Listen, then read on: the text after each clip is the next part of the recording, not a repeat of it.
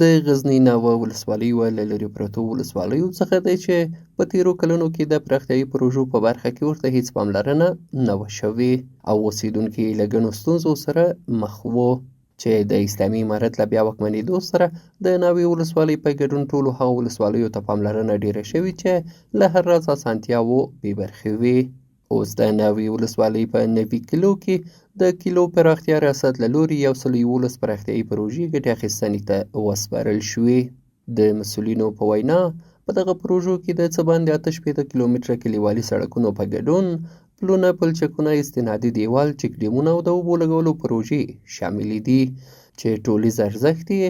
130 میلیونه افغانۍ دی چې د یوې همکارې مؤسسې له لوري ورکول کیږي. ناوې ولسوالۍ کې نوي کلي دي، په نوي کلیو کې پروژې کار شوي دي او په نوي کلیو کې 111 پروژې کار شوي دي. په عموم کې یوه خبره او دوهمه خبره دا چې دغو پروژو تمویل کوونکی یو نفس د ملل متحدې مصارف ورکوي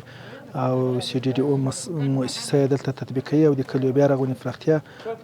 وزارت محترم مقام او په ولایاتو کې ریاستونه دي چې دا مستقیما د دغو پروژو نظارت کوي. دغه پروژو په جوړولو کې 1390 کارګرو ته د کار زمینه مساعد شوې ده چې دغه پروژو عمومي لګښت چې د یوازې د پروژو د برخو 110,940,250 افغانیو ته رسیږي. د ناوې ولسوالۍ اوسېدونکي دغه پروژو له پلي کېدو خوښ دي او له اسلامي امارت څخه د لا ډېرې پاملرنې غوښتنه کوي. لکه څرنګه چې دلته په ناوه کې ډېرې پروژې تطبیق شوې، په مخکې نوې تطبیق شوې، اوس ډېرې پروژې تطبیق شوې،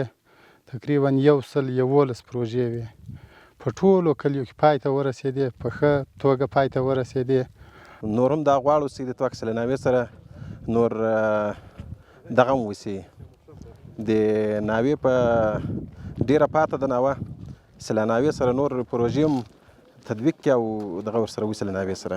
د یادونې وړ ده چې تر دې وړاندې د ټولګټو چارو ریاست له لوري د ناوې ولسوالۍ د څه باندې 70 کیلومتره سړک د اسفالت کولو چارې هم پیل شوې وې.